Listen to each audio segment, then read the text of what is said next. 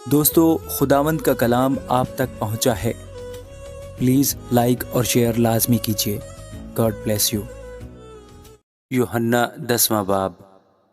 میں تم سے سچ کہتا ہوں کہ جو کوئی دروازہ سے بھیڑ خانہ میں داخل نہیں ہوتا بلکہ اور کسی طرف سے چڑھ جاتا ہے، وہ چور اور ڈاکو ہے، لیکن جو دروازے سے داخل ہوتا ہے وہ بھیڑوں کا چرواہا ہے۔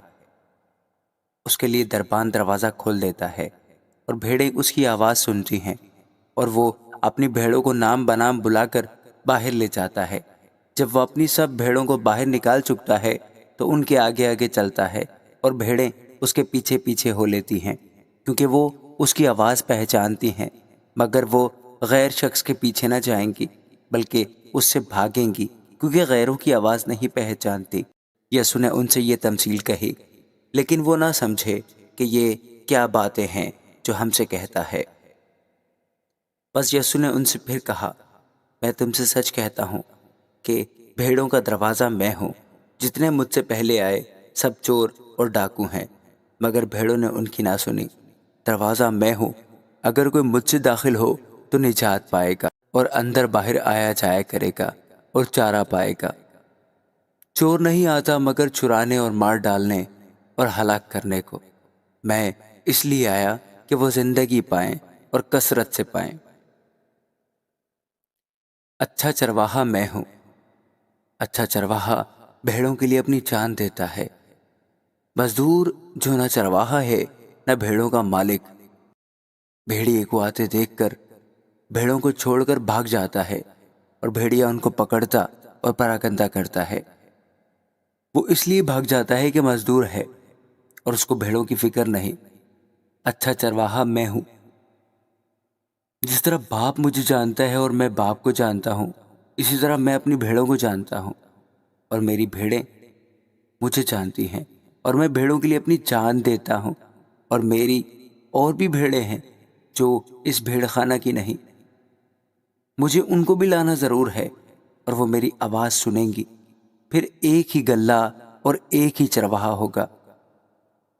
باپ مجھ سے اس لیے محبت رکھتا ہے کہ میں اپنی جان دیتا ہوں تاکہ اسے پھر لے لوں۔ کوئی اسے مجھ سے چھینتا نہیں بلکہ میں اسے آپ ہی دیتا ہوں۔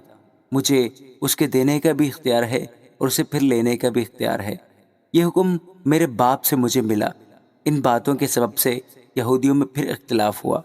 ان میں سے بہتیرے تو کہنے لگے کہ اس میں بدرو ہے اور وہ دیوانہ ہے، تم اس کی کیوں سنتے ہو؟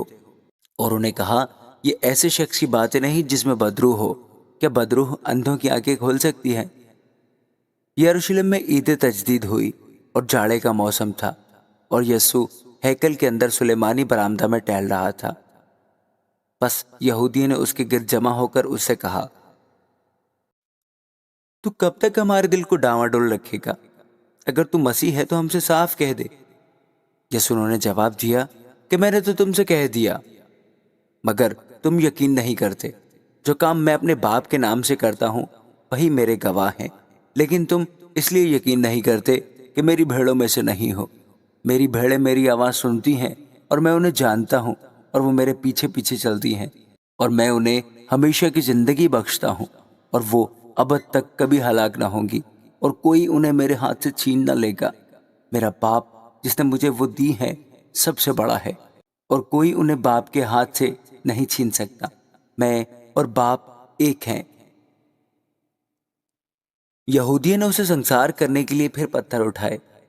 یسوع نے انہیں جواب دیا کہ میں نے تو تم کو باپ کی طرف سے بہترے اچھے کام دکھائے ہیں، ان میں سے کس کام کے سبب سے مجھے سنسار کرتے ہو؟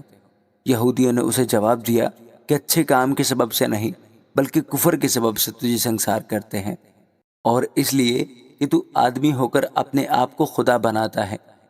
یسوع نے انہیں جواب دیا، کیا تمہاری شریعت میں یہ نہیں لکھا ہے کہ میں نے کہا تم خدا ہو؟ جبکہ اس نے انہیں خدا کہا جن کے پاس خدا کا کلام آیا، اور کتاب مقدس کا باطل ہونا ممکن نہیں۔ آیا تم اس شخص سے جسے باپ نے مقدس کر کے دنیا میں بھیجا کہتے ہو کہ تو کفر بکتا ہے، اس لیے کہ میں نے کہا میں خدا کا بیٹا ہوں؟ اگر میں اپنے باپ کے کام نہیں کرتا تو میرا یقین نہ کرو۔ لیکن اگر میں کرتا ہوں تو گو میرا یقین نہ کرو، مگر ان کاموں کو تو یقین کرو تاکہ تم جانو اور سمجھو کہ باپ مجھ میں ہے اور میں باپ میں۔ انہوں نے پھر اسے پکڑنے کی کوشش کی، لیکن وہ ان کے ہاتھ سے نکل گیا۔ وہ پھر یردن کے پار اس کے پاس چلا گیا جہاں یوحنا پہلے بپتسمہ دیا کرتا تھا، اور وہیں رہا۔ اور بہتیرے اس کے پاس آئے اور کہتے تھے کہ یوحنا نے کوئی معجزہ نہیں دکھایا، اگر جو کچھ یوحنا نے اس کے حق میں کہا تھا وہ سچ تھا۔ اور وہاں بہتیرے اس پر ایمان لائے۔ آمین۔